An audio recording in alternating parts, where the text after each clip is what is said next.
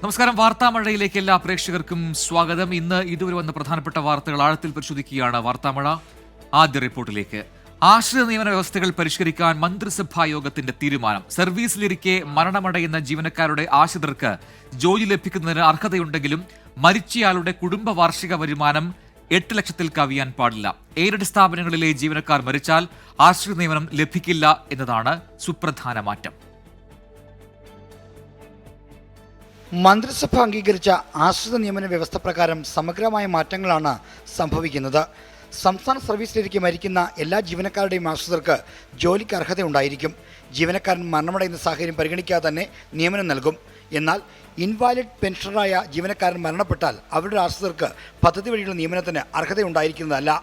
Service നീട്ടിക്കൊടുക്കൽ വഴിയോ പുനർനിയമനം മുഖേനയോ സർവീസിൽ തുടരാൻ അനുവദിക്കുകയും ആ സമയത്ത് മരണമടയുകയും ചെയ്യുന്ന ജീവനക്കാരുടെ ആശ്രിതർക്കും ആശ്രിത നിയമനത്തിന് അർഹതയുണ്ടായിരിക്കില്ല. സർക്കാർ കോളേജുകൾ ഉൾപ്പെടെയുള്ള വിദ്യാഭ്യാസ സ്ഥാപനങ്ങളിലെ അധ്യാപകരുടെ ആശ്രിതർക്കും നിയമനത്തിന് അർഹതയുണ്ട്. എന്നാൽ എയ്ഡഡ് സ്ഥാപനങ്ങളിലെ ജീവനക്കാരെ ഈ ആനുകൂല്യത്തിൽ നിന്ന് ഒഴിവാക്കി. ഉപാധികളനുസരിച്ച് ഇപ്പോൾ എയ്ഡഡ് മേഖലയിൽ ആശ്രിത നിയമനം നടക്കുന്നുണ്ട്. സ്വമേധയാ വിരമിച്ച ജീവനക്കാർ മരണപ്പെട്ടാൽ അവരുടെ ആശ്രിതർക്ക് നിയമനത്തിന് അർഹതയുണ്ടായിരിക്കില്ല. ജീവനക്കാരൻ മരണമടയുന്ന തീയതിയിൽ 13 വയസ്സോ അതിനു മുകളിലോ പ്രായമുള്ള ആശ്രിതർക്കാണ് നിയമനത്തിന് അർഹതയുണ്ടാവുക. ആശ്രിത നിയമന അപേക്ഷകളിൽ കാലതാമസമുണ്ടാകുന്ന സാഹചര്യം കൂടി കണക്കിലെടുത്താണ് പുതുക്കിയ മാനദണ്ഡങ്ങൾ കൊണ്ടുവന്നത്. 24 തിരുവനന്തപുരം. നിറത്തിന്റെ പേരിലെ അധിക്ഷേപം തുറന്നു പറഞ്ഞും കറുപ്പിനെ അപകീർത്തിപ്പെടുത്തുന്നതിൽ പോരാട്ടത്തിനിറങ്ങുമെന്ന് പ്രഖ്യാപിച്ചും ചീഫ് സെക്രട്ടറി ശാരദാ മുരളീധരൻ. നിറത്തിന്റെ പേരിൽ നേരിട്ട അധിക്ഷേപങ്ങളെക്കുറിച്ച് എഴുതിയ ഫേസ്ബുക്ക് കുറിപ്പ് ഏറെ ചർച്ചയായതിന് പിന്നാലെയാണ് ചീഫ് സെക്രട്ടറിയുടെ പ്രതികരണം. നിറത്തിന്റെ പേരിൽ ഇപ്പോഴും താരതമ്യപ്പെടുത്തി അധിക്ഷേപം നേരിടുന്നു എന്നായിരുന്നു ചീഫ് സെക്രട്ടറിയുടെ ഫേസ്ബുക്ക് കുറിപ്പ്. നിറത്തിന്റെ പേരിലെ അധിക്ഷേപവും വിവേചനവും കേരളീയ സമൂഹത്തിൽ ഇപ്പോഴുമുണ്ടോ? പൂർണ്ണമായും തുടച്ചു നീക്കാനാകാതെ അത് തുടരുന്നു എന്നതിന്റെ നേർസാക്ഷ്യമാണ് സംസ്ഥാന ചീഫ് സെക്രട്ടറി ശാരദാ മുരളീധരന്റെ തുറന്നു പറച്ചിൽ. കാലങ്ങളായി നിറത്തിന്റെ പേരിൽ നേരിടുന്ന അധിക്ഷേപം ചീഫ് സെക്രട്ടറിയായ ശേഷവും തുടരുന്നു എന്നാണ് ഫേസ്ബുക്ക് പോസ്റ്റിൽ ശാരദാ മുരളീധരൻ തുറന്നു പറഞ്ഞത്. ചീഫ് സെക്രട്ടറി എന്ന നിലയിൽ തന്റെ പ്രവർത്തനം കറുത്തതെന്നും ഭർത്താവും മുൻ ചീഫ് സെക്രട്ടറിയുമായ ഡോക്ടർ വി വേണുവിന്റെ പ്രവർത്തനം വെളുത്തതെന്നും ഒരാൾ വിമർശിച്ചത് ചൂണ്ടിക്കാട്ടിയായിരുന്നു ഫേസ്ബുക്ക് കുറിപ്പ്. ഇത്തരത്തിലുള്ള തുലനകൾ ധാരാളം ഉണ്ടാകാറുണ്ട്. പക്ഷേ കറുപ്പും വെളുപ്പും ഉപയോഗിച്ചുള്ളൊരു തുലന ആദ്യമായിട്ടാണ് ഞാൻ കേൾക്കുന്നത്. അത് കേട്ടപ്പോഴത്തേക്ക് എന്തുകൊണ്ടാണ് അങ്ങനെ ഒരു അത് ഒന്ന് ഞെട്ടിപ്പോയി. പിന്നെ എന്തുകൊണ്ടാണ് അങ്ങനെ ഇത് പറയുന്നത്? ചീഫ് സെക്രട്ടറിയുടെ തുറന്നെഴുത്ത് സമൂഹമാധ്യമങ്ങളിലടക്കം വലിയ ചർച്ചകൾക്കിടയാക്കി. കേരളത്തിലായതുകൊണ്ടാണ് ഇത്ര വലിയ പ്രതികരണമുണ്ടായതെന്ന് ശാരദാ മുരളീധരൻ പറയുന്നു. തമാശയെന്ന മട്ടിലെ അധിക്ഷേപ പരാമർശങ്ങൾ വേദനിപ്പിക്കുന്നതാണ്.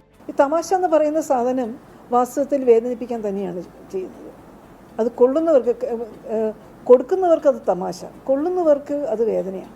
അധിക്ഷേപ പരാമർശത്തിലെ ഈ ഒരു പ്രതികരണത്തോടെ ശാരദാ മുരളീധരൻ പോരാട്ടം അവസാനിപ്പിക്കുന്നില്ല. കറുപ്പിനെ അപകീർത്തിപ്പെടുത്തുന്നവർക്കെതിരെ യുദ്ധത്തിനിറങ്ങാനാണ് തീരുമാനം. അധിക്ഷേപിക്കുന്നവർക്ക് മുന്നിൽ ആവർത്തിച്ച് പറയാനുള്ളത് ഇതാണ്. ഇതൊരു പ്രത്യേക അനുഭവമാണ്. ഇപ്പം എനിക്ക് ചീഫ് സെക്രട്ടറി എന്ന നിലയ്ക്കുള്ള ശാരദ എന്ന നിലയ്ക്ക് ധാരാളം കേട്ടിട്ടുണ്ട്. അപ്പോൾ ശരിയാണ്, ഞാൻ ശാരദയാണ്, ഞാൻ കറുപ്പാണ്.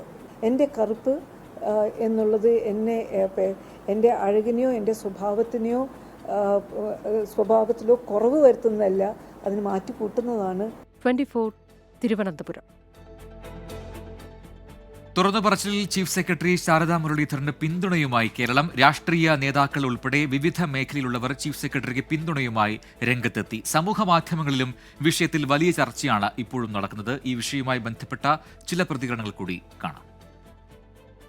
പിന്നെ വർണ്ണത്തിന്റെ പേരിൽ വിവേചനമില്ലേ? ഉണ്ട്. ആ ചീഫ് സെക്രട്ടറി പറഞ്ഞതിന്റെ തെറ്റൊന്നുമില്ല. അതൊരു പുതിയൊരു അറിവല്ല. ജനാധിപത്യം വന്ന് ഇപ്പോൾ മതാധിപത്യത്തിൽ കീഴടങ്ങി നിൽക്കുന്ന കാലഘട്ടമാണ്. ഇവിടെ ജനാധിപത്യം മരിച്ചുപോയി. മതാധിപത്യം നിലനിൽക്കുന്ന ഈ കാലഘട്ടത്തിൽ ഇതെല്ലാം ഉണ്ടാകും. ഇത്രയും ഉന്നതമായ പദവിയിലിരിക്കുന്ന കേരളത്തിന്റെ ചീഫ് ഓഫ് സ്റ്റാഫായ ഒരു സീനിയർ IAS ഉദ്യോഗസ്ഥയ്ക്ക് പോലും അങ്ങനെ എഴുതേണ്ടി വന്നു എന്നുള്ളതാണ്. അപ്പോൾ കേരളം തമ്മിൽ പുരോഗമന കേരളമാണ് എന്നൊക്കെ നമ്മൾ അഭിമാനിക്കുന്നെങ്കിലും ഒരുപാട് പേരുടെ മനസ്സുകളിൽ യാഥാസ്ഥിതികമായ ചിന്തയാണ്. അല്ല, നമ്മൾ ഒരു മനുഷ്യന്റെ വ്യക്തിത്വവും അവരുടെ ശേഷിയും കഴിവും അളക്കുന്നത് അവരുടെ തൊലിപ്പുറത്തുള്ള കറുപ്പോ വെളുപ്പോ കൊണ്ടാവരുത്. അതാണ് അതിൽ ഏറ്റവും പ്രധാനപ്പെട്ട കാര്യം. കറുത്തിട്ടാണോ വെളുത്തിട്ടാണോ നോക്കിയിട്ടല്ലല്ലോ ഒരു മനുഷ്യനെ വിലയിരുത്തേണ്ടത്. കൊടകര കുഴൽപ്പണ കേസിൽ BJP നേതാക്കൾക്ക് പങ്കുണ്ടെന്ന് തിരൂർ സതീഷ് 24 നടത്തിയ വെളിപ്പെടുത്തലിൽ കഴമ്പുണ്ടെന്ന് പോലീസ്. BJPയെ പരാമർശിക്കാതെയുള്ള ED കുറ്റപത്രത്തിന് പിന്നാലെയാണ് കോടതിയിൽ പോലീസ് നൽകിയ റിപ്പോർട്ടിന്റെ വിശദാംശങ്ങൾ പുറത്തുവന്നത്. പണവുമായി ബന്ധമില്ലെങ്കിൽ BJP നേതാക്കൾ എന്തിനാണ് കൊടകരയിൽ എത്തിയതെന്നാണ് തിരൂർ സതീഷിന്റെ ചോദ്യം.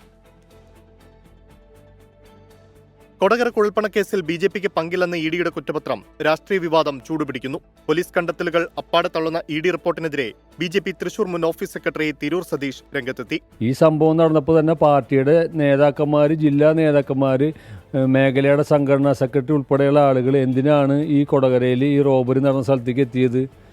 ധർമ്മരാജൻ ഇവരെ ബന്ധപ്പെട്ടു, അവിടെ പോയി. പാർട്ടിക്ക് ഈ പണമായിട്ട് നേരിട്ട് ബന്ധമുണ്ട് എന്നുള്ള കാര്യം 100% ഉറപ്പാണ്. തിരൂർ സതീഷ് 24 നടത്തിയ വെളിപ്പെടുത്തലിൽ കഴമ്പുണ്ടെന്ന് കാട്ടി പോലീസ് കോടതിയിൽ റിപ്പോർട്ട് നൽകിയിരുന്നു. ഈ റിപ്പോർട്ടിലെ വിവരങ്ങളും പുറത്തുവന്നു.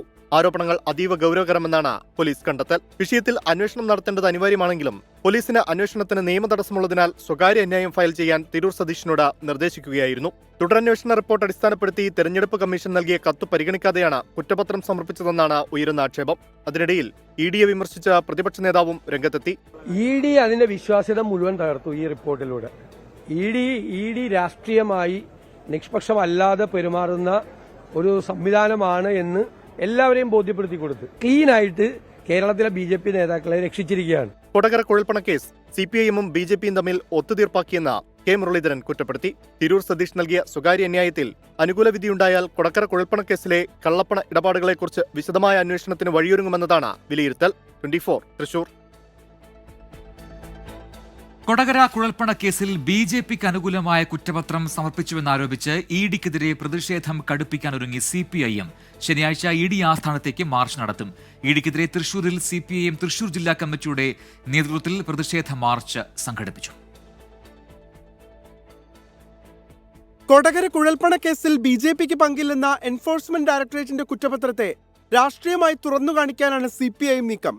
കൊടകര കുഴൽപ്പണ കേസിൽ സംസ്ഥാന സർക്കാർ വസ്തുതകൾ വെളിച്ചത്ത് കൊണ്ടുവന്നെങ്കിലും ED അതെല്ലാം അട്ടിമറിച്ചെന്ന് CPIM സംസ്ഥാന സെക്രട്ടറി MV ഗോവിന്ദൻ. അതിന്റെ ഏറ്റവും ശരിയായ ഉദാഹരണമാണ് കൊടകര കുഴൽപ്പണ കേസിൽ BJP നേതാക്കളെ കുറ്റവിമുക്തമാക്കുന്ന വിധമുള്ള EDയുടെ ഇടപെടൽ. BJP നേതാക്കൾക്കെതിരെ ഒരു പോറലും വരാതെ രീതിയിൽ ചാർജ് ഷീറ്റ് തന്നെ തിരുത്തി എഴുതി BJPയുടെ താല്പര്യത്തിനനുസരിച്ച് ഇപ്പോഴും കോടതിയുടെ മുമ്പിൽ എത്തിച്ചിട്ടുള്ളത്. CPIM തൃശൂർ ജില്ലാ കമ്മിറ്റിയുടെ നേതൃത്വത്തിൽ 100 കണക്കിന് ആളുകളെ പങ്കെടുപ്പിച്ച് നഗരത്തിൽ EDക്കെതിരെ പ്രതിഷേധ മാർച്ച് സംഘടിപ്പിച്ചു. കൊടകരയിലെ കുഴൽപ്പണം, ആ കുഴൽപ്പണത്തെക്കുറിച്ച് അന്വേഷിച്ച ED എന്ന ഏജൻസി BJPക്ക് നല്ല ചീട്ട് കൊടുക്കുന്നത് എന്ത് അന്വേഷണത്തിന്റെ അടിസ്ഥാനത്തിലാണ്? തിരൂർ സതീഷ് തന്റെ മൊഴിയെടുത്തില്ല എന്ന് പറയുമ്പോൾ സതീഷിന്റെ മൊഴിയെടുക്കാതെ അന്തിമമായ കുറ്റപത്രം എങ്ങനെയാണ് EDക്ക് നൽകാൻ കഴിയുക? EDയുടെ വിശ്വാസ്യതയെ തുറന്നു കാണിക്കുന്ന തരത്തിൽ താഴെത്തട്ട് മുതൽ പ്രചരണ പരിപാടികൾ സംഘടിപ്പിക്കാനാണ് CPIM ശ്രമം. 24 തൃശൂർ. 24 ഇംപാക്ട്. വയനാട് മാനന്തവാടിയിലെ അനധികൃത മനുഷ്യപരീക്ഷണ നീക്കത്തിൽ അന്വേഷണവുമായി പട്ടികവർഗ വകുപ്പ്. പരീക്ഷണത്തിനെത്തിയ അമേരിക്കൻ ഏജൻസിയെക്കുറിച്ച് അന്വേഷണം നടത്തുമെന്ന് മന്ത്രി OR കേളു വ്യക്തമാക്കി. ആരോഗ്യവകുപ്പിന്റെ അന്വേഷണം തുടരുന്നതിനിടെയാണ് പട്ടികവർഗ വകുപ്പും സംഭവത്തിൽ അന്വേഷണം പ്രഖ്യാപിച്ചത്. 24 റിപ്പോർട്ടിന് പിന്നാലെ സംഭവത്തിൽ സംസ്ഥാന മനുഷ്യാവകാശ കമ്മീഷൻ കേസെടുത്തിട്ടുണ്ട്. അമേരിക്കയിലെ സർവകലാശാലയിൽ നിന്ന് ഒരു പ്രൊഫസർ തലപ്പുഴ സർക്കാർ എഞ്ചിനീയറിംഗ് കോളേജിൽ സെമിനാറിനായി എത്തുന്നു. 3 ദിനങ്ങളിലായി നടത്തിയ സെമിനാറിനൊടുവിൽ ഏതാനും വിദ്യാർത്ഥികൾക്ക് വിരലിൽ അണിയാവുന്ന സ്മാർട്ട് റിംഗ് നൽകുന്നു. മെൻസ്ട്രൽ ഹെൽത്ത് കിറ്റ് എന്ന പേരിലാണ് ഈ ഉപകരണം നൽകിയിട്ടുള്ളത്. ഈ ഉപകരണം പരീക്ഷണമെന്ന് കോളേജ് ജീവനക്കാരുടെ ഔദ്യോഗിക വാട്സപ്പ് ഗ്രൂപ്പിൽ ഡീൻ ചുമതല വഹിക്കുന്ന അധ്യാപകനാണ് പോസ്റ്റ് ഇടുന്നത്. ഇതിനുശേഷം എടവകയിലെ അഗ്രഹാരം ഉന്നതിയിൽ ആദിവാസി വിഭാഗത്തിൽ ഉൾപ്പെട്ടവരുടെ യോഗം ചേരുന്നു. ഇവിടെ ഉപഹാരമായി നൽകിയത് മൈസൂർ പാക്കിനൊപ്പം സാനിറ്ററി നാപ്കിനുകൾ.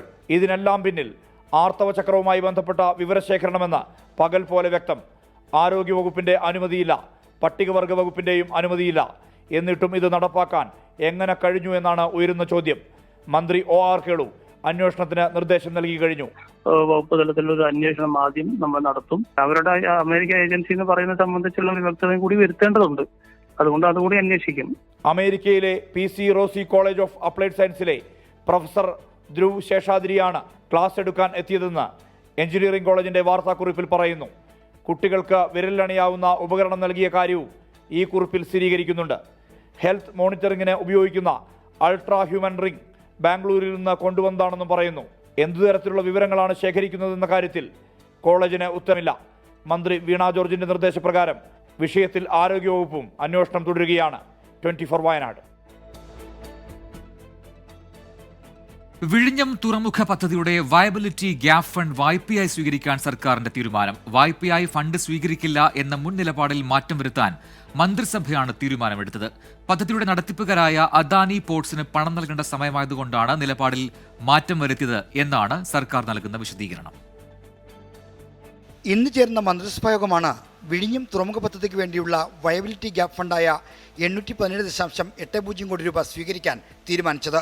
കേന്ദ്രം നേരത്തെ നിർദ്ദേശിച്ചതുപോലെ തന്നെ വായ്പയായി VGF കൈപ്പറ്റാനാണ് തീരുമാനം. നമ്മൾ 817.80 കോടി രൂപയാണ് കേന്ദ്ര ഗവൺമെൻറ് VGF തരേണ്ടത്. നമ്മളത് ഇപ്പോൾ നിലവിൽ VGF വാങ്ങാൻ തന്നെ തീരുമാനിച്ചു. ഇപ്പോൾ അവർ പറഞ്ഞിരിക്കുന്ന നിബന്ധനകൾക്ക് വിധേയമായി ഇപ്പോൾ വാങ്ങേണ്ടി വരും. ഗ്രാൻഡായി ലഭിക്കേണ്ട VGF വായ്പയായി അനുവദിക്കുന്നതിൽ സംസ്ഥാനം നേരത്തെ പ്രതിഷേധം അറിയിച്ചിരുന്നു. 5554 കോടി രൂപ ചെലവിട്ട് രാജ്യത്തിനാകെ പ്രയോജനപ്പെടുന്ന തുറമുഖം നിർമ്മിച്ച സംസ്ഥാനത്തോട് വിവേചനം കാട്ടുന്നതിൽ പ്രതിഷേധിച്ച് പ്രധാനമന്ത്രിക്ക് കത്തും അയച്ചിരുന്നു. ഈ നിലപാടിൽ നിന്ന് മാറിയാണ് വായ്പയായി VGF സ്വീകരിക്കാൻ മന്ത്രിസഭ തീരുമാനിച്ചിരിക്കുന്നത്. പക്ഷേ ഇപ്പോൾ നമുക്ക് കാര്യങ്ങൾ മുന്നോട്ട് പോകാൻ വെച്ച് ഇതിൻ്റെ പേരിൽ തർക്കമായിട്ട് നിൽക്കാതെ ഇപ്പോൾ VGF നമ്മൾ വാങ്ങിയെടുക്കുകയും ഒപ്പം നമുക്ക് ഈ കാര്യം സംബന്ധിച്ച് വീണ്ടും കേന്ദ്ര ഗവൺമെൻറ് ശ്രദ്ധപ്പെടുത്താനുള്ള കാര്യങ്ങൾ പെടുത്തിയും മുന്നോട്ട് പോകുക എന്നുള്ളതാണ്. ഇപ്പോൾ VGF അവർക്ക് കൊടുക്കേണ്ട ഒരു സാഹചര്യം വന്നതുകൊണ്ട് നമ്മളത് ഇപ്പോൾ നിലവിൽ VGF വാങ്ങാൻ തന്നെ തീരുമാനിച്ചു. പൊതു സ്വകാര്യ പങ്കാളിത്തോടെ നടപ്പിലാക്കുന്ന പദ്ധതികളെ പ്രോത്സാഹിപ്പിക്കാനാണ് 2005 മുതൽ കേന്ദ്ര സർക്കാർ വയബിലിറ്റി ഗ്യാപ് ഫണ്ട് അനുവദിക്കുന്നത്. എന്നാൽ ഇതാദ്യമായാണ് VGF വായ്പയായി നൽകുന്നത്. 24 തിരുവനന്തപുരം. മുണ്ടക്കൈ ചൂരൽമല പുനരധിവാസത്തിൽ നിർണായക ചുവടുവയ്പുമായി നാളെ ടൗൺഷിപ്പിന്റെ തറക്കല്ലിടൽ. നാളെ വൈകിട്ട് എൽസ്റ്റൺ എസ്റ്റേറ്റിൽ ടൗൺഷിപ്പിന് മുഖ്യമന്ത്രി പിണറായി വിജയൻ തറക്കല്ലിടും. അതേസമയം പടവെട്ടിക്കുന്ന്, റാട്ടപ്പാടി, അട്ടമല, മുണ്ടക്കൈപ്പാടി തുടങ്ങിയ പ്രദേശങ്ങളിലുള്ളവരെയും പുനരധിവാസത്തിനായി പരിഗണിക്കണമെന്ന ആവശ്യവും ശക്തമാണ്. എൽസ്റ്റൺ എസ്റ്റേറ്റും ഹാരിസൺ മലയാളത്തിന്റെ നെടുമ്പാല എസ്റ്റേറ്റും പുനരധിവാസത്തിനായി ഏറ്റെടുക്കാനുള്ള സർക്കാർ നീക്കം, തുടർന്ന് ഭൂമിയുമായി ബന്ധപ്പെട്ട കോടതി വ്യവഹാരങ്ങൾ, പുനരധിവാസ പട്ടികയുമായി ബന്ധപ്പെട്ടുള്ള വിവാദങ്ങൾ, ഇതിനെല്ലാം ഒടുവിൽ പ്രധാന കടമ്പയിലേക്ക് നാളെ എത്തുന്നു സംസ്ഥാന സർക്കാർ. കൽപ്പറ്റ നഗരത്തോട് ചേർന്ന എൽസ്റ്റൺ എസ്റ്റേറ്റിലെ 64 ഹെക്ടർ ഭൂമിയിൽ പുനരധിവാസത്തിനായുള്ള ടൗൺഷിപ്പിന് മുഖ്യമന്ത്രി പിണറായി വിജയൻ തറക്കല്ലിടും. പ്രതിപക്ഷ നേതാവ് VD സതീശൻ, പ്രിയങ്ക ഗാന്ധി MP, മന്ത്രിമാർ, ജനപ്രതിനിധികൾ അടക്കമുള്ളവർ പങ്കെടുക്കും. പട്ടികയിൽ ഉൾപ്പെട്ടവർ ആഹ്ലാദം പ്രകടിപ്പിക്കുമ്പോൾ പ്രതീക്ഷ പങ്കുവയ്ക്കുകയാണ് റാട്ടപ്പാടിയിലെയും പടവെട്ടിക്കുന്നിലെയും അട്ടമലയിലെയും മനുഷ്യർ. ഇത്രയും പെട്ടെന്ന് ഞങ്ങൾക്ക് വീടായി കഴിഞ്ഞാൽ വീട്ടിലേക്ക് പോയാൽ നമുക്ക് ഉള്ള പെൻഷൻ കൊണ്ട് കഞ്ഞിയും കുടിച്ച് നമുക്ക് സന്തോഷമായിട്ട് ഇനി മരിക്കുന്നവരെ കഴിയാലോ, അത്രയൊക്കെ ഉള്ളൂ നമുക്ക്. ഒരു സാധാരണക്കാരനാണ്, കൂലിപ്പണി തന്നെ ജീവിക്കുന്ന ആളുകളാണ്. പിന്നെ കുട്ടികൾ വിദ്യാഭ്യാസ മേഖലയുമായി ബന്ധപ്പെട്ട് നിൽക്കുന്ന ആളുകളുണ്ട്. അവർക്കൊക്കെ ബുദ്ധിമുട്ടാണ്. പിഞ്ചു മക്കൾ ആ പടവെട്ടിക്കുന്ന് ഇറങ്ങി ചുരൽമലയിൽ നിന്ന് മേപ്പാടി പോയിട്ട് തിരിച്ചു വരിക എന്ന് പറയുമ്പോൾ ഭയങ്കര ബുദ്ധിമുട്ടാണ്. സന്നദ്ധ സംഘടനകൾ നിർമ്മിക്കുന്ന വീടുകളിലേക്ക് വലിയൊരു ശതമാനം കുടുംബങ്ങളും മാറും എന്നതിനാൽ എൽസ്റ്റൺ എസ്റ്റേറ്റിൽ ഈ പ്രദേശവാസികളെ കൂടി ഉൾപ്പെടുത്തണമെന്ന് ജനശബ്ദം ആക്ഷൻ കമ്മിറ്റി. സർക്കാരിന് നമ്മുടെ എസ്റ്റേറ്റ് ലൈനിലൊക്കെ താമസിക്കുന്ന അട്ടമലയിലോ റാട്ടപ്പാടിയിലൊക്കെ താമസിക്കുന്ന ആളുകളെ ഒരു പാക്കേജ് കൊടുത്തിട്ട് പാവങ്ങൾ ജീവിതത്തിൽ ഇനി ഒരു കാരണവശാലും അട്ടമലയിലേക്കോ റാട്ടപ്പാടിയിലേക്കോ അല്ലെ മുണ്ടക്കയിൽ തന്നെ കുറേ പാടികൾ ബാക്കിയായതുകൊണ്ട് ഇവരൊക്കെ ഒന്ന് പുനരധിവസിപ്പിക്കാനുള്ളൊരു ശ്രമം സർക്കാരിൻ്റെ ഭാഗത്തു നിന്ന് ഉണ്ടാവണം. ഇത്രയും ഭൂമി ബാക്കിയാകുന്നത്. നാളെ വൈകിട്ടാണ് തറക്കല്ലിടൽ ചടങ്ങ്. ഒരുക്കങ്ങൾ അന്തിമഘട്ടത്തിൽ. 24 വയനാട്. മുണ്ടക്കൈ ചൂരൽമല പുനരധിവാസത്തിനായി ഏറ്റെടുക്കുന്ന ഭൂമിക്ക് കനത്ത തുക നഷ്ടപരിഹാരം ആവശ്യപ്പെട്ട് എൽസ്റ്റൺ എസ്റ്റേറ്റ് ഹൈക്കോടതിയിൽ 549 കോടി രൂപ നഷ്ടപരിഹാരം വേണമെന്നാണ് ഹൈക്കോടതിയിൽ നൽകിയ ഹർജിയിൽ ആവശ്യം. ഭൂമി ഏറ്റെടുക്കുമ്പോൾ നഷ്ടപ്പെടുന്ന ഓരോ തേയിലച്ചെടിക്കും മരത്തിനും വില കണക്കാക്കണം. സർക്കാർ തീരുമാനിച്ച 26 കോടി രൂപ മതിയായതല്ലെന്നും എൽസ്റ്റൺ എസ്റ്റേറ്റ് പറയുന്നു. 64 ഹെക്ടർ ഭൂമിക്ക് 20 കോടി രൂപ മാത്രമാണ് സർക്കാർ കണക്കാക്കിയത്. ഇത് വിപണി വിലയുടെ 5% തുക മാത്രമാണ്. ഭൂമി ഏറ്റെടുക്കുന്ന മാനദണ്ഡങ്ങൾക്ക് വിരുദ്ധമാണ് നഷ്ടപരിഹാര തുക എന്നുമാണ് എൽസ്റ്റൺ എസ്റ്റേറ്റ് നൽകിയ ഹർജിയിലെ പ്രധാന വാദം. ഹർജി ഹൈക്കോടതി നാളെ പരിഗണിക്കും. ലോക്സഭയിൽ പ്രതിപക്ഷ നേതാവ് രാഹുൽ ഗാന്ധിക്കെതിരായ സ്പീക്കറുടെ നിലപാടിൽ പ്രതിഷേധവുമായി Congress.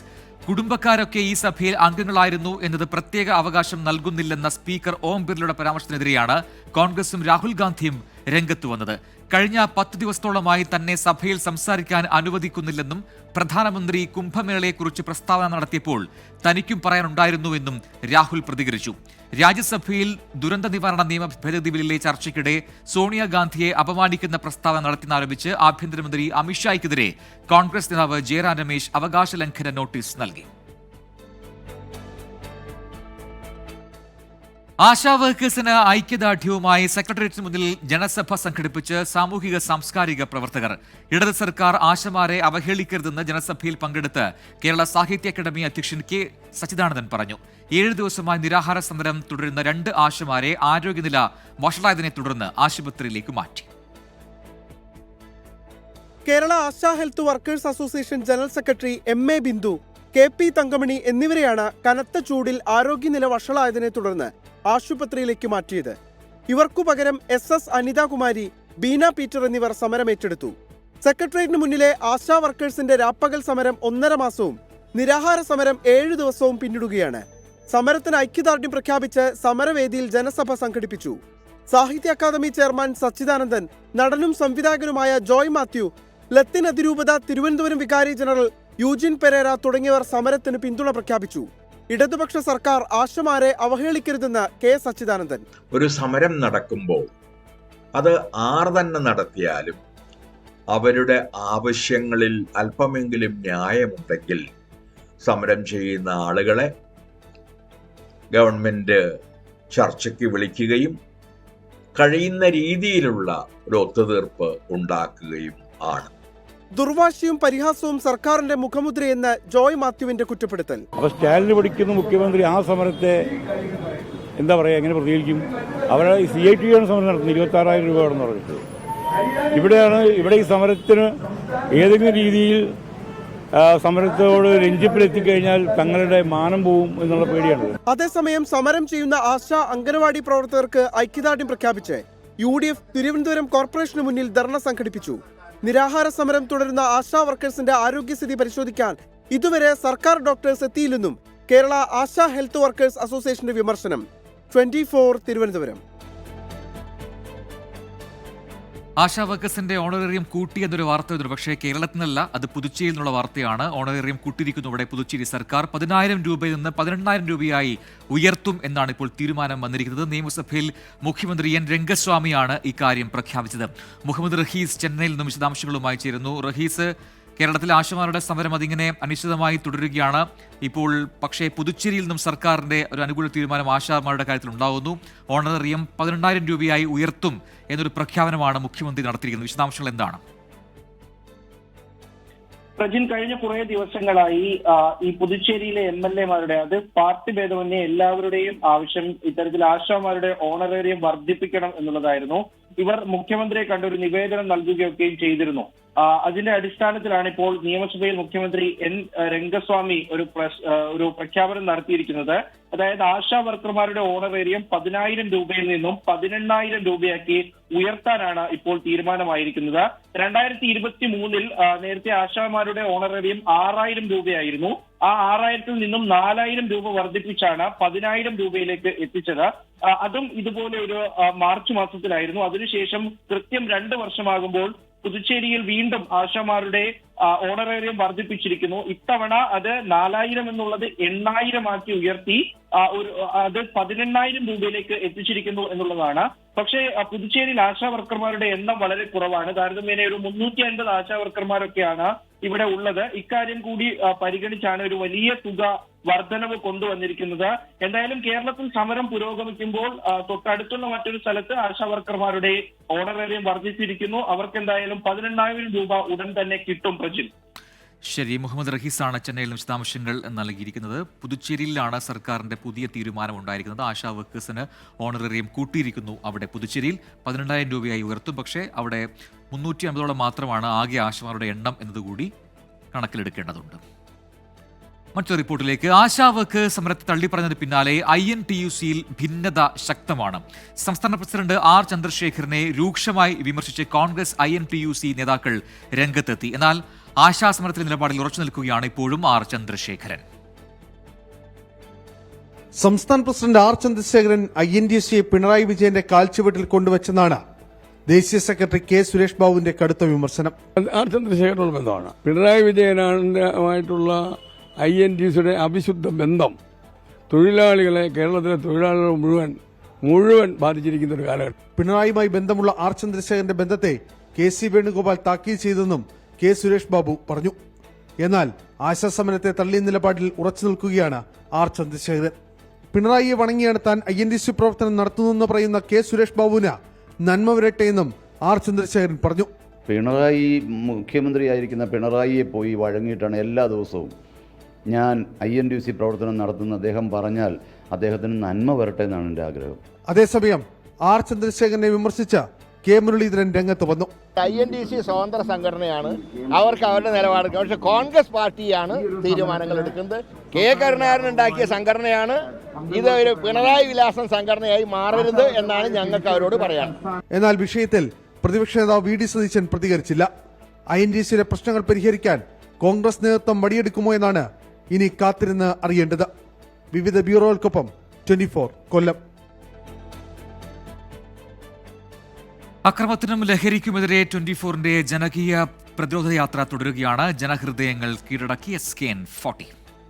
VPS Lakeshore presents SKN40, presented by VPS Lakeshore, co-presented by Lulu Group India, Ujala Fabric Conditioner, co-powered by MyG Future, Xylem Learning App, Indian Institute of Commerce, Lakshya, celebrating partners, Joya Lucas, Jain deemed to be University Kochi, VKC Dibon, Swayamvara Silks, NIMS, a unit of NI Educational Trust, MGM Educational Institutions, Medimix, Benny's Royal Tours Private Limited, Rich Max Finvest, G-Tech Computer Education, Milma, New Rajasthan Marbles.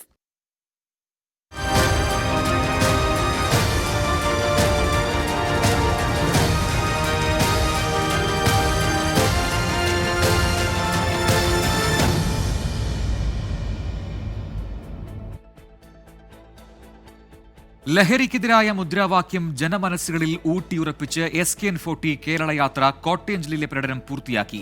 ജില്ലയിലെ വിവിധ കേന്ദ്രങ്ങളിൽ നൂറുകണക്കിന് ആളുകളാണ് യാത്രയുടെ ഭാഗമായത്. നാളെ ഇടുക്കി ജില്ലയിലാണ് പര്യടനം.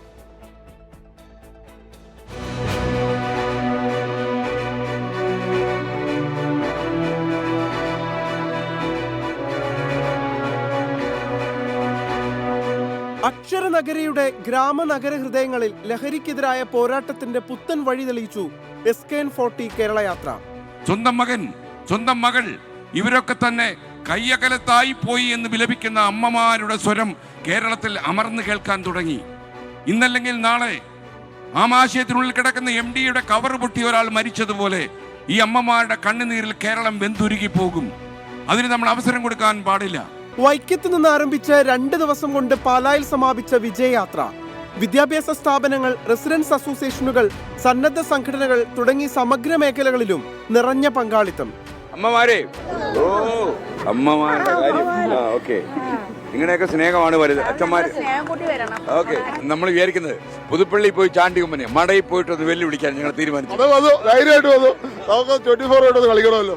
Police, excise ഉദ്യോഗസ്ഥരും ലഹരി വിരുദ്ധ യാത്രയുടെ ഭാഗമായി. കോട്ടയം ജില്ലയിലെ ലഹരി വിമുക്ത ചികിത്സാ കേന്ദ്രം എന്ന് പറയുന്നത് പാലാ ഗവൺമെന്റ് ഹോസ്പിറ്റലാണ്. അപ്പോൾ അവിടുത്തെ ഡോക്ടറുമായിട്ട് സംസാരിച്ചപ്പോൾ മനസ്സിലാക്കുവാൻ സാധിച്ചത് ലഹരിയേക്കാൾ ഉപരിയായിട്ട് തന്നെ ഇന്റർനെറ്റിന്റെ അഡിക്ഷൻ അല്ലെങ്കിൽ ഫോണിന്റെ അഡിക്ഷൻ, ഇതുപോലെയുള്ള കാര്യങ്ങളാണ് നമ്മുടെ നാട്ടിൽ അതിൽ ലഹരിയേക്കാൾ കൂടുതൽ നടന്നു വരുന്നുണ്ട്.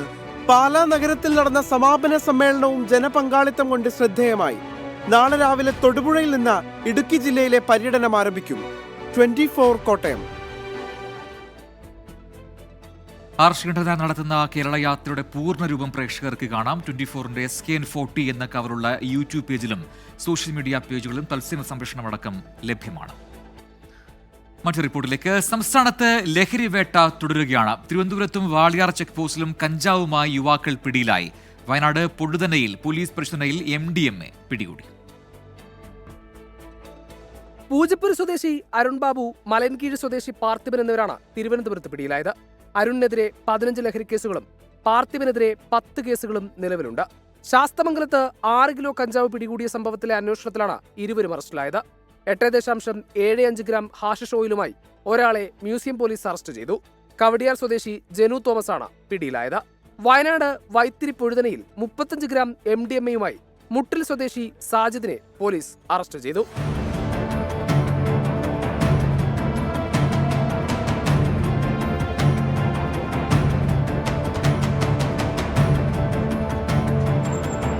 മലപ്പുറം അരീക്കോട് 192 ഗ്രാം MDMA-യുമായി 2 പേർ പിടിയിലായി. നിരവധി ലഹരിക്കേസുകളിൽ പ്രതികളായവരാണ് പിടിയിലായത്. വളയാർ ചെക്ക് പോസ്റ്റിൽ 2 കിലോ കഞ്ചാവുമായി കളമശ്ശേരി സ്വദേശി എക്സൈസിന്റെ പിടിയിലായി.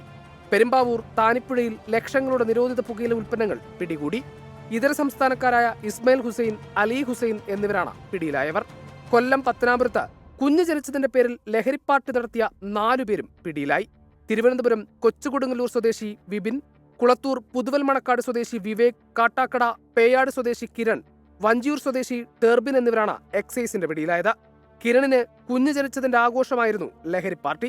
460 മില്ലിഗ്രാം MDMA ഇഞ്ചക്ട് ചെയ്യുന്നതിനുള്ള 10 സിറിഞ്ചുകൾ, 23 സിപ്ലോ കവറുകൾ, ഡിജിറ്റൽ ത്രാസ് എന്നിവയും കണ്ടെടുത്തു.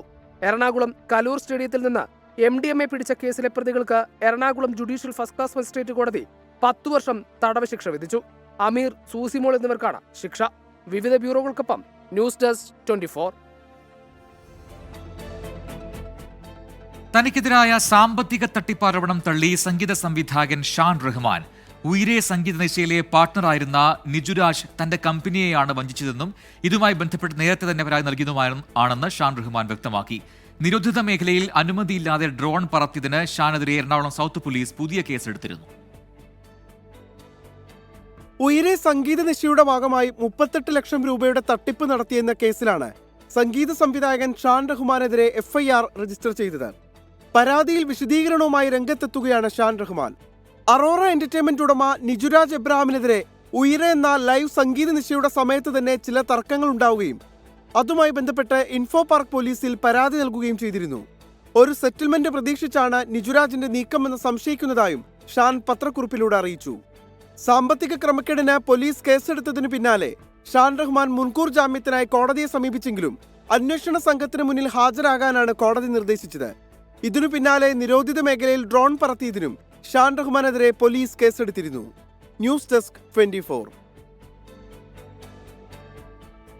അർജന്റീന ഫുട്ബോൾ ടീം ഇന്ത്യയിലേക്ക് വരുന്നു. മെസ്സിപ്പട ഒക്ടോബറിൽ ഇന്ത്യയിൽ കളിക്കാനെത്തുമെന്ന് ടീമിന്റെ ഇന്ത്യയിലെ സ്പോൺസേഴ്സായ HSBC അറിയിച്ചു.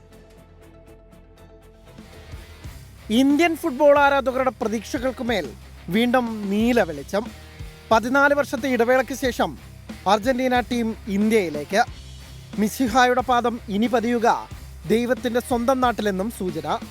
ഹോങ്കോങ് ആസ്ഥാനമായിട്ടുള്ള ഫിനാൻഷ്യൽ സർവീസസ് സ്ഥാപനമായ HSBCയെ റീജിയണൽ സ്പോൺസേഴ്സായി കഴിഞ്ഞ ദിവസമാണ് അർജന്റീന ഫുട്ബോൾ അസോസിയേഷൻ പ്രഖ്യാപിച്ചത്.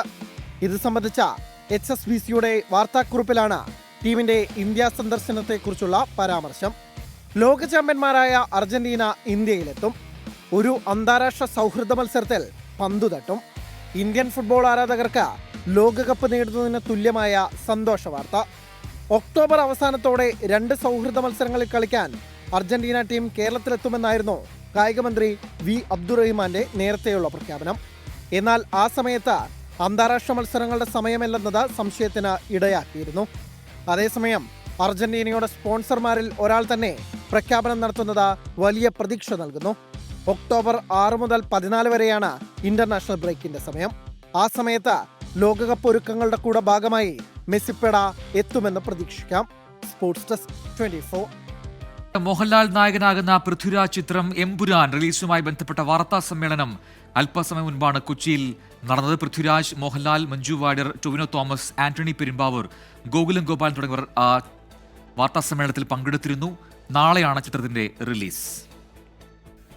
ഇതുവരെ ഇങ്ങനെ ഒരു പടത്തിന് വേണ്ടി ഇത്ര പ്രത്യാശയോട് പ്രതീക്ഷയോട് കാത്തിരുന്ന് ജനങ്ങൾ കാത്തിരിക്കുന്ന ഒരു പടം ഇതുവരെ ഉണ്ടായിട്ടുണ്ടോ, മലയാളത്തിലുണ്ടായിട്ടുണ്ടോ എന്ന് ലോകത്തിലെ എല്ലാ മലയാളികളും ആരാധിക്കുന്ന, സ്നേഹത്തോടെ ആരാധിക്കുന്ന, ആത്മാർത്ഥമായി ആരാധിക്കുന്ന ഒരു നായകനാണ് നമ്മുടെ മോഹൻലാൽ. ഏത് വിഷയത്തിലും ഏതായാലും സിനിമയ്ക്ക് വേണ്ടി മാത്രം ജീവിക്കുന്ന ഒരു മനുഷ്യൻ. ഒരു അവസാന ഘട്ടം ഞാൻ ചോദിച്ചു, പൃഥ്വിരാജ് ഞാൻ പടം എടുക്കുമ്പോൾ നിങ്ങളുടെ അഭിപ്രായം എന്താ? 100% സക്സസ്. അതാണ് അയാളുടെ കോൺഫിഡൻസ് ആണത്. സാധാരണ ഒരു ഡയറക്ടർ അങ്ങനെ പറയാറില്ല, പക്ഷേ അതും പറഞ്ഞു. ഞാൻ സംവിധായകനാകാൻ കാരണം ശ്രീ മുരളി ഗോപിയാണ്. അദ്ദേഹമാണ് എന്നോട് ഒരു കഥ പറഞ്ഞിട്ട് ഇത് രാജു സംവിധാനം ചെയ്യുന്നോ എന്ന് ചോദിക്കുന്നത്. ആ ചോദ്യത്തിലാണ് ലൂസിഫർ സംഭവിക്കുന്നത്. ലാലേട്ടൻ, ഇത് നമ്മളൊക്കെ ഇവിടെ നിന്ന് എന്ത് സംസാരിച്ചാലും ഇത് സംഭവിക്കാനുള്ള കാരണം ലാലേട്ടന്റെ ഭാഗത്തു നിന്നുള്ള ശരിമനെ ആണ്. അപ്പോൾ ലാലേട്ട, താങ്ക് യു സോ മച്ച് എന്നോടൊപ്പം നിന്നതിന്, എന്നിൽ എപ്പോഴും ഇത്രയും വിശ്വാസം കാണിക്കുന്നതിന്, പലപ്പോഴും എനിക്ക് പോലും എന്നിലില്ലാത്ത കോൺഫിഡൻസ് എന്നിലുണ്ടായതിന്. ഇനിയും തരണേ ഡേറ്റ്. ഈ സിനിമ ഇറങ്ങുന്നതിന് മുമ്പ് തന്നെ ഒരുപാട് പേരോട് നമുക്ക് നന്ദി പറയാൻ സാധിക്കുന്നു. അതിലേറ്റവും ഏറ്റവും കൂടുതൽ നന്ദി പറയേണ്ടത് പ്രേക്ഷകരോടാണ്. ഈ സിനിമയ്ക്ക് വേണ്ടി കാത്തിരിക്കുന്ന ലക്ഷക്കണക്കിന് പ്രേക്ഷകരോടുള്ള നന്ദി ഈ അവസരത്തിൽ ഞാൻ പറയണം. Thank you so much. കേരളത്തിൽ മാത്രമല്ല, ഇന്ത്യയിൽ മാത്രമല്ല, ലോകം മുഴുവൻ ഈ സിനിമയെ ഉറ്റുനോക്കിക്കൊണ്ടിരിക്കുകയാണ്. ഇതൊരു അത്ഭുതമായി മാറിയിരിക്കുകയാണ്. എന്നാലും സിനിമയുടെ ആദ്യ ഷോ രാവിലെ 6 മണിക്കാണ്. പ്രത്യേക സുരക്ഷയാണ് തിയേറ്റർ പരിസരത്ത് ഏർപ്പെടുത്തിയിട്ടുള്ളത് എന്ന കാര്യം കൂടി ഇപ്പോൾ വ്യക്തമാക്കിയിട്ടുണ്ട് അധികൃതർ. മറ്റൊരു വാർത്തയിലേക്ക്. പത്തനംതിട്ട തിരുവല്ലയിൽ അലുമിനിയം കുടത്തിൽ തല കുടുങ്ങിയ തെരുവ് നായയെ രക്ഷിച്ച് അഗ്നിരക്ഷാസേന. പെരിങ്ങര പേരൂർക്കാവിന് സമീപത്താണ് ഈ സംഭവം. വെള്ളം കുടിക്കാനുള്ള ശ്രമത്തിനിടെയാണ് നായയുടെ തല കുടുങ്ങിപ്പോയത്. ദൃശ്യങ്ങളിൽ